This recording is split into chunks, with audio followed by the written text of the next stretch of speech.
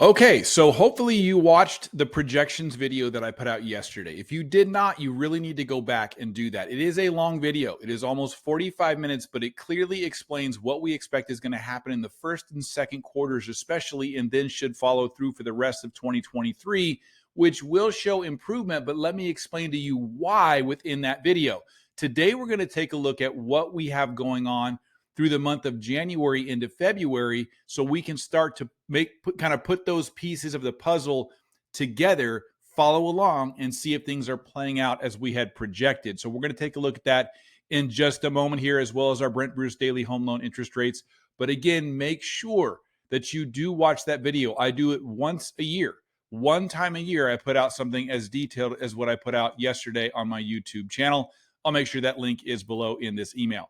So today, you see that Dow falls 300 points after strong data signals the Fed likely to stay in hiking mode. That's the Federal Reserve, they're saying, is going to continue to raise rates. Now, why is it that having good jobs data would make them want to increase the federal funds rate? Because again, earlier last year, I talked about that the Federal Reserve wants to squeeze the economy to slow it down. Well, if there's lots of job hirings, everybody's hiring and no one's laying off, that is not showing a squeezed economy. Jerome Powell mentioned in multiple instances that there should be pain felt within our economy in order to get our inflation numbers back under control. So the fact that we're not seeing layoffs like really the Federal Reserve wants to see, interestingly enough, they believe that the market is still too hot, which is an indication that inflation has not come down or is not coming down as fast as they want it to. They want to see bad job numbers. Because we had good job numbers, the Dow Jones and the other stock market indices did not like that today. Overall, the mortgage-backed security was earlier down over 40 basis points. We've climbed back to only down 23 basis points, but not really, of course, the day that we want to see. Let's take a quick look at the charts and we'll jump over to what's going to be happening the rest of this month. The 10-year holding steady at 0. Like I say, the mortgage-backed security is down 23. We've broken below this floor that we were sitting on yesterday. Now it's acting as a ceiling that we're butting our heads up against, but we do have a floor under us at the 50-day moving average. So hopefully we'll get some news that is in our favor. Now, what news do we want to hear and what is coming our way? So let's take a look and jump over at what is to come. All right. So we talked about throughout the report that I put out, it is the producer price index. I'm sorry, it is the consumer price index. It is the personal consumption expenditures. It is the movements from the Federal Reserve and what they're going to do with the federal funds rate. And then the fourth number that's kind of hanging out there is the producer price index that we're looking at to show inflation reducing. So let's take a look and see when all of that's going to be happening.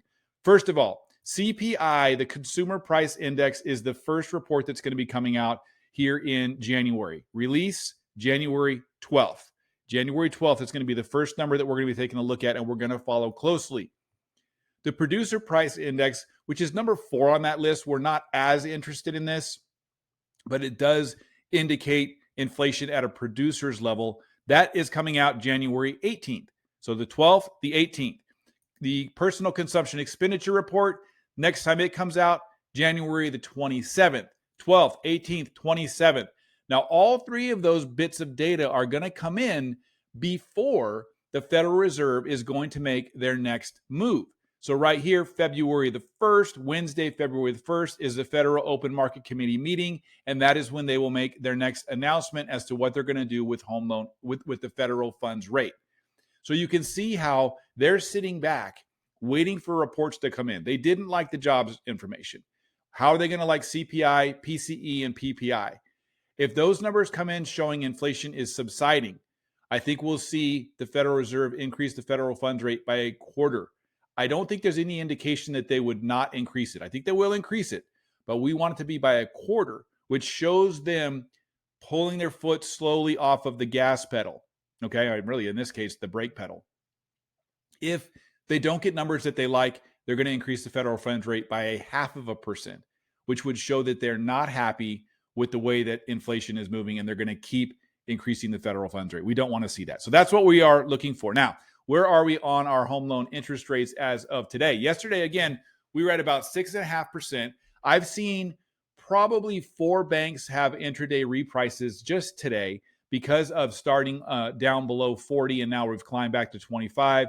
Right now, 11 Mortgage is leading the pack, still at 6.49%. So right in that 6.5% range. Now, we don't have a $1,000 credit like we did yesterday. We have a $600 credit. So you can see the effect of the mortgage-backed security going down a little bit. Now you see 5.99 was costing about a point yesterday. Now it's costing 1.311. So rates have gone up. The cost of rates have gone up a little today because of the effects of a report coming out about employment, showing employment too strong. The jobs number was too strong. Here are the parameters for the Brent Bruce Daily, which is what we look at each day. If you have any questions, let me know. Make sure that you watch the full video to the end because there's details all the way to the end of that video. Let me know your thoughts. Let me know your questions. Make sure that you like, subscribe, and share. I will talk to you again tomorrow.